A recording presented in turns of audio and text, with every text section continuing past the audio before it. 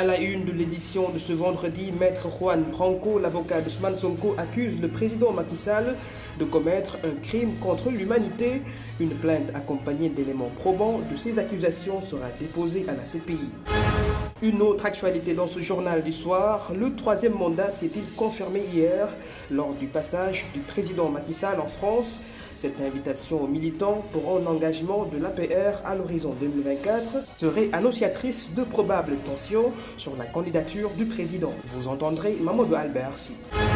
Le Sénégal adhère à la transition énergétique équitable en réduisant sa dépendance aux énergies fossiles. Il a bénéficié au sommet pour un nouveau pacte financier mondial à Paris d'une aide financière de 2,5 milliards d'euros. Enfin, nos reportages du jour se sont consacrés sur les préparatifs de la Tabaski.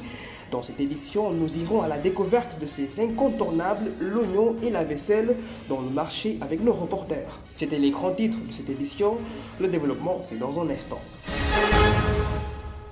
Bonsoir et bienvenue. Les discussions dans les commissions du dialogue national se poursuivent avec de grands enjeux alors qu'on est à 5 jours avant la synthèse des travaux sous la diligence de Moustapha Niasse. Dans la commission politique dirigée par le professeur Babacar Konté, l'affaire Karim Wade, condamné à 6 ans de prison ferme en mars 2015 et 138 milliards de francs CFA d'amende, est débattue et qui fait l'unanimité sur la question de la révision de la loi par la Cour de répression et de l'enrichissement illicite face à la forte demande du Parti démocratique sénégalais qui détermine le statut actuel de leur potentiel candidat comme central en vue des prochaines échéances. La partie des non-alignés et la société civile se positionnent comme favorables. Un poids revendicatif sur cette révision qui aura un fort impact sur la suite des travaux, même à sa phase restitution. La révision du procès de Karim Wade serait envisageable selon le PDS. Sur les 13 points mis sur la table des discussions, seuls 11 sont agréés. Le désaccord s'est installé sur les 2 autres points, à savoir l'instance qui dirige la prochaine présidentielle et le statut du président de la République en même temps chef de parti. 1 an après l'emprisonnement de Karim Wade, lui et ses co-accusés sont libérés de prison à la suite d'une grâce, une mesure qui dispense la peine uniquement encourue. Par contre, les sanctions financières sont retenues contre eux par la CRI. Parlons de cette actualité évoquée dans les grands titres, s'engager pour le progrès et pour la victoire en 2024, un extrait du discours de clôture de Macky Sall lors de sa visite de rencontre des compatriotes sénégalais résidant en France. La polémique qui s'installe est-ce une déclaration du président ou du chef de parti de l'Alliance pour la République? Dans le contexte du 3e mandat, écoutons ce qu'en a répondu Mamadou Albersi, analyste politique. Donc je crois que là, le président est candidat. Le candidat, clairement, quand il dit aux militants de la paix et de Benno de se mobiliser, qu'il va diriger, il va être à la direction de cette mobilisation, qu'il faut préparer la présidentielle, qu'il faut préparer la victoire. Ça, c'est en demi-mot, c'est un candidat qui est déclaré, même si ce n'est pas formellement encore le candidat. Maintenant, le 3e mandat, c'est clair que Macky Sall va assumer sa responsabilité, soit après sa prochaine sortie médiatique, il va s'adresser aux Sénégalais. Certainement, il va franchir et clore ce suspense entre le oui et le non, et il va être le candidat. Maintenant, c'est une bataille qu'il va engager. L'opposition n'est pas d'accord avec cette candidature. La société civile n'est pas d'accord, l'opinion également n'est pas d'accord. Donc on va vers une situation en tout cas beaucoup plus tendue autour du 3e mandat. Qu'est-ce qui va se réaliser? Bon, on ne sait pas s'il y aura des manifestations massives, s'il y aura de la violence. En tout cas, le 3e mandat va être un objet de polémique. Peut-être ça va être le point, la problématique qui va cristalliser tout le débat politique d'ici 2024. Dans l'actualité de ce jeudi, toutes les preuves qui accusent le gouvernement sénégalais d'être responsable des événements tragiques dans le pays depuis mars 2021 sont constituées. Maître Juan Branco en a eu le privilège, après un travail minutieux d'assemblage mené avec différentes organisations, de présenter le rapport ce matin face à la presse en France. Il s'agit de 4500 éléments de preuve contre 112 suspects qui seront accompagnés d'une plainte qui sera déposée à la Cour pénale internationale. Commentaire Ibrahim Monsani. Juan Branco, l'avocat de Ousmane Sonko, a finalement brandi ses preuves après la transmission d'un document à la Cour pénale internationale, suite aux événements qui se sont déroulés depuis mars 2021 et aux restantes manifestations qui ont coûté la vie à une trentaine de personnes. Des éléments de preuve, des documents, des contrats, des vidéos, des témoignages, qui nous ont permis d'établir l'existence de 60 crimes de meurtre considérés comme crimes contre l'humanité, de plusieurs milliers de crimes d'emprisonnement en violation des normes de droit international, de plusieurs milliers d'atteintes à la vie et de blessures, et enfin d'actes de persécution et d'autres actes inhumains. L'avocat français renommé défenseur des droits de l'homme précise que sur le travail de vérification de ces preuves, plusieurs organisations internationales, notamment Amnesty International, Human Rights Watch et la Croix-Rouge internationale sénégalaise, y ont fortement participé pour l'élaboration du document qui a été déposé. Nous en avons gardé 710 qui servent de support à cette communication de 170 pages que nous avons transmise à la Cour pénale internationale, en particulier au bureau du procureur, à qui nous demandons d'ouvrir sans délai, à partir de ces éléments, un examen préliminaire et une enquête, et de se saisir de lui-même au titre de l'article 13.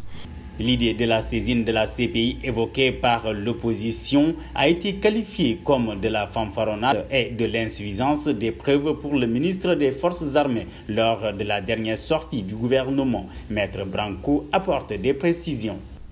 C'est faux. Toute personne, au titre de l'article 15, peut transmettre des éléments à la Cour pénale internationale et au bureau du procureur pour qu'il s'en saisisse. Mais nous prenons les mots du ministre des Forces de la Défense. Nous le prenons au mot et nous lui demandons de saisir lui-même la Cour pénale internationale. Que le Sénégal, s'il est le pays des droits de l'homme, comme il le réaffirme, si ce régime respecte, comme il le dit, le statut de Rome et les conventions internationales, qu'il aille sans crainte saisir le bureau du procureur pour laver son image et son honneur. Je pense que les images qui sont diffusées en ce moment derrière moi, de par leur nombre, de par ce qu'elles montrent, suffisent à comprendre à quel point cette position est absurde.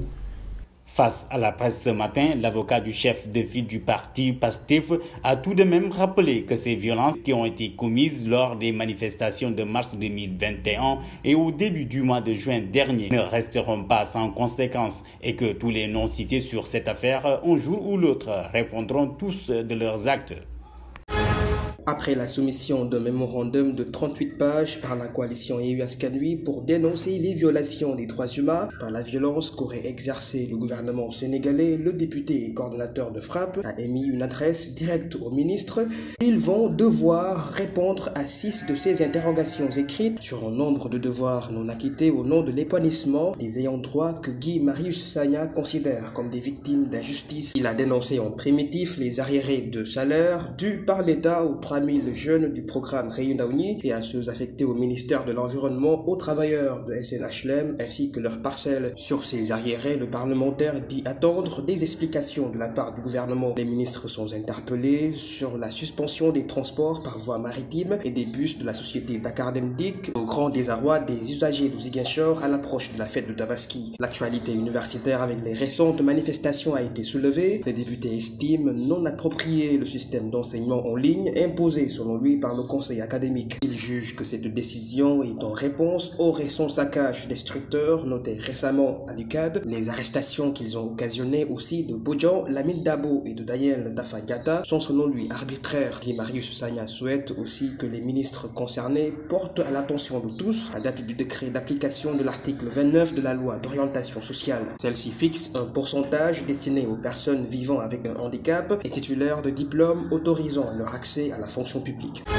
Le programme des 100 000 logements, où est-ce que nous en sommes au Sénégal? Sur un objectif annuel, précisément en 2022, sur 10 000 unités, 749 habitations ont été construites, contrairement à 2021, où le ministère de l'Urbanisme, du Logement et de l'Hygiène publique a construit 178 logements bâtis. Abdoulaye Sow, le ministre de tutelle, affirme une très grande avancée sur ce qui est une faible performance de 7% sur les 10 000 logements prévus en 2022. Les constructions de logements sont réparties comme suit. construits, 346 à Notto Diobass, 270 à Bambilor, 86 à Kaolack, 45 à Fatick, 2 logements témoins à Diourbel. Le problème lié à l'indisponibilité du foncier est cité en exemple constitutif de l'élément perturbateur de l'assiette qui était prévu en 2021 et 2022. Après la présentation de la revue sectorielle, il est sorti d'un avis sur cette question du foncier, l'encouragement de plus de 19 conventions nationales, 3 internationales avec des immobiliers privés. Et dans ce cadre du programme 100 000 logements, pas moins de 23 conventions de partenariat ont été signées pour 111 088 avec 21 483 logements prévus, dont 19 au niveau national et 3 conventions internationales, dont 50 000 logements pour les promoteurs EGI sur 200 hectares mis à disposition à Thiès des fonciers qui sont en cours d'immatriculation, 30 000 logements pour SSH sur 95 hectares mis à disposition à Thiès et à Esso Afriloge 30 000 logements. L'agriculture, un secteur pourvoyeur porté par les ménages, la Banque mondiale compte accompagner ce nid de richesse agricole à travers le projet de résilience financé à plus d'1 milliard de francs CFA dans le souci de l'équité territoriale dans le sud du pays, précisément dans la région de Sédhiou. 6 560 ménages vulnérables au total ont bénéficié chacun d'un cash transfert de 200 000 francs CFA. Cette annonce a été faite par la délégation générale à la protection sociale et à la solidarité nationale du Sud, qui ordonne les opérations de cette mesure d'accompagnement d'autonomisation. La transparence et la fiabilité de ces transferts seront de mise de façon rigoureuse. Une bonne gestion de la distribution des fonds permettra aux ménages ciblés de développer leurs activités dans d'autres secteurs aussi, comme l'élevage et la pêche durant la période d'hivernage. L'enrôlement des ménages a été fait sur la base du registre national unique pour une meilleure répartition des ressources financières par l'État sénégalais en collaboration avec la Banque mondiale en sa mission régalienne du développement du secteur agricole endogène. Je l'évoquais dans les grands titres, la participation du Sénégal au sommet à Paris pour un nouveau pacte financier mondial a permis d'acquérir une aide financière de 2,5 milliards d'euros. Un groupe de pays riches et de banques de développement ont décidé d'accompagner le Sénégal dans la réduction de sa dépendance aux énergies fossiles. Le président Macky Sall, qui a pris part au sommet, rassure les investisseurs de l'engagement du Sénégal dans la transition vers les énergies renouvelables à un taux de 40%. Un objectif capable d'être dépassé avec l'aide apportée, ambitionne-t-il, qu'à travers le partenariat avec la France, l'Allemagne, le Royaume-Uni, le Canada et l'Union européenne pour une transition énergétique équitable. Dans cette vision de lutte contre le réchauffement climatique et l'émission de CO2, l'Afrique du Sud avait été le premier pays à signer un partenariat pour une transition énergétique équitable lors de la COP26 à Glasgow, suivi en fin 2022 par l'Indonésie et le Vietnam. Nous voilà arrivés à notre reportage du jour. L'oignon, l'un des produits de première nécessité, est intouchable du fait de son prix très écrémé à quelques jours de la Tabaski. Le kilogramme est estimé à 650 francs CFA, un prix presque standardiste. Comme ici à Yoff, l'agence de régulation des marchés annonce la présence de 50 000 tonnes d'oignons. Reportage Emmanuel Sarr et Cheikh Tidiane Thiam. À Dakar, les marchés sont déjà au rythme des préparatifs de la Tabaski, qui est à seulement 8 jours. Dans ce marché à légumes situé à Yoff, les stocks d'oignons sont conditionnés presque partout. Une hausse des prix de cet aliment incontournable pour les fêtes est remarquable. L'oignon est devenu trop cher au Sénégal. Actuellement, le prix du sac d'oignon de 25 kg s'élève à 15 000 francs. Le kilogramme est détaillé à 650 francs. On ne peut que le vendre à ces prix pour obtenir une marge bénéficiaire. Si les producteurs font la même chose. Les taxes sont très élevées maintenant par rapport à l'année dernière et cela s'ajoute aussi au coût prohibitif des frais de transport. On peut gagner presque pas de bénéfices, on écoule seulement les marchandises. Des comportements spéculatifs au niveau des marchés ont poussé les autorités à ouvrir le marché aux importateurs. Cette décision du ministre de la Commerce est contestée. Cette décision du ministère du Commerce n'arrange pas vraiment les commerçants ni les producteurs locaux, car ils ont suffisamment de stock d'oignons qui ne sont pas encore écoulés. Pour moi, cette décision du ministre du Commerce n'est pas la meilleure à prendre, surtout à cette période où on a note de stabilité d'approvisionnement d'oignons. Pour une régularisation des prix de l'oignon, les commerçants réitèrent leurs doléances au gouvernement. Il faut impérativement que le ministre du Commerce rencontre les commerçants et les producteurs d'oignons afin de réguler les prix et diminuer les taxes. Il y a une quantité suffisante d'oignons locaux qui est disponible pour couvrir la fête de la Tabaski.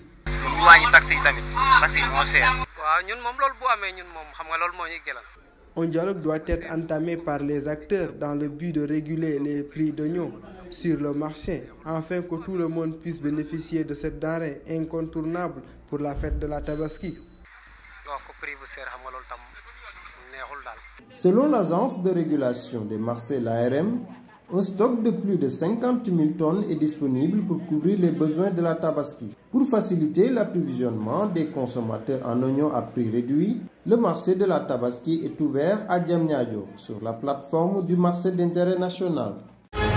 Restons toujours dans cette actualité évoquée tout au début. Les vaisselles brillent aussi pour leurs nouveaux arrivages. Tout pour la fête, les boutiques sont ouvertes mais n'enregistrent pas encore beaucoup de clients. Les commerçants s'impatientent toujours pour écouler leurs produits. Emmanuel Sarr et Chertigan Cham. La Tabaski approche à grands pas.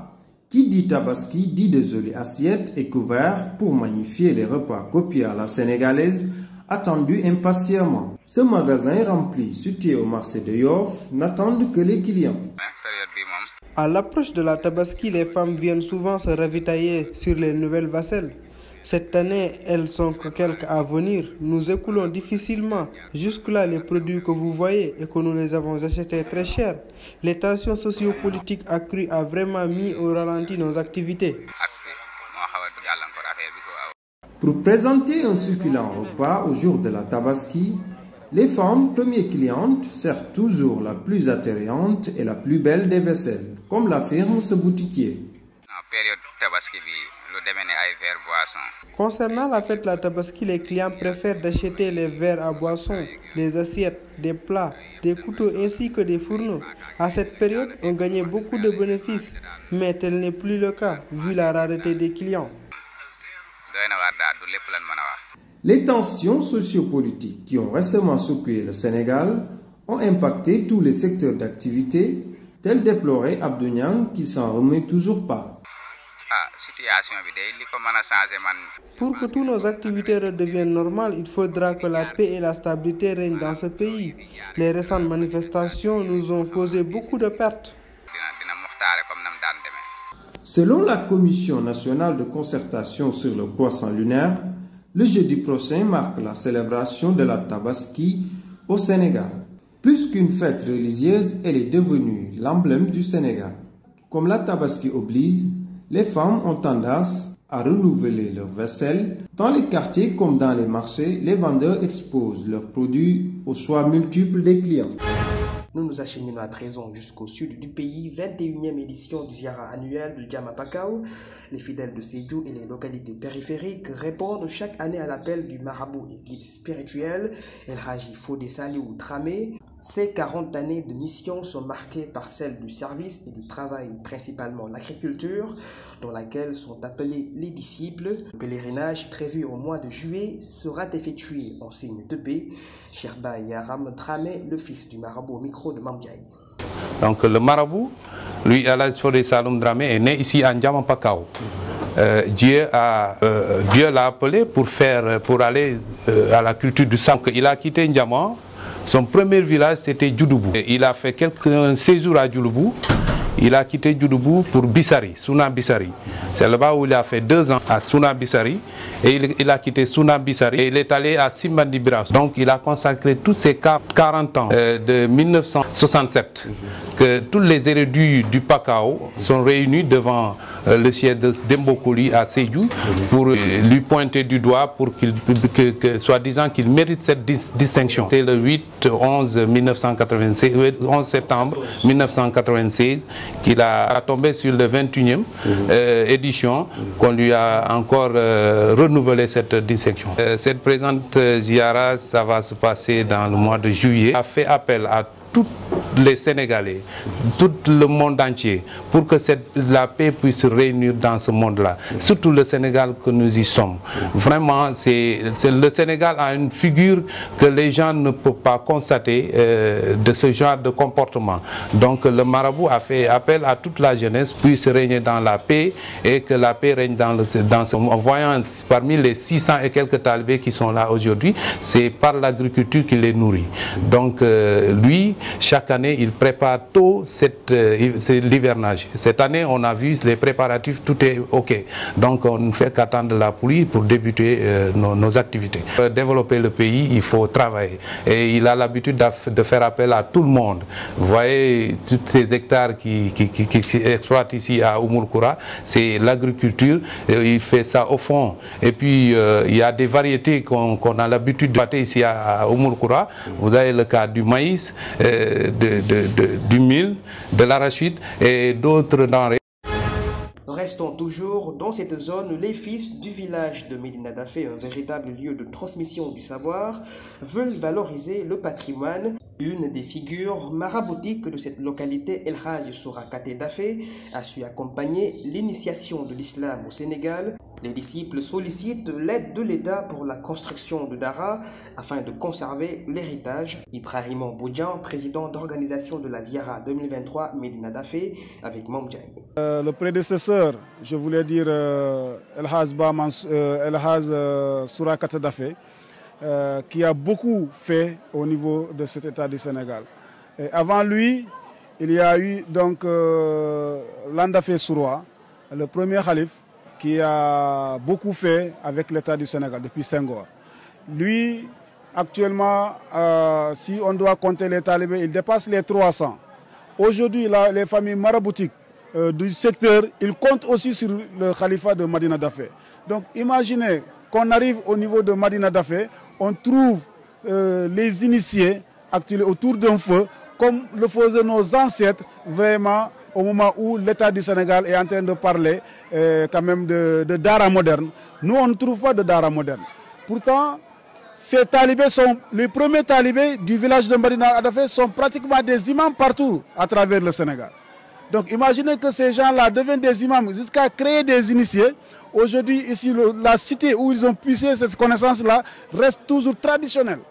Donc c'est pourquoi nous sollicitons le soutien de l'État pour qu'on puisse moderniser ces daras-là, pour leur aider à mieux cultiver cet esprit éducatif au niveau des enfants. C'est la fin de ce journal. Merci infiniment de l'avoir suivi. Passez une excellente soirée.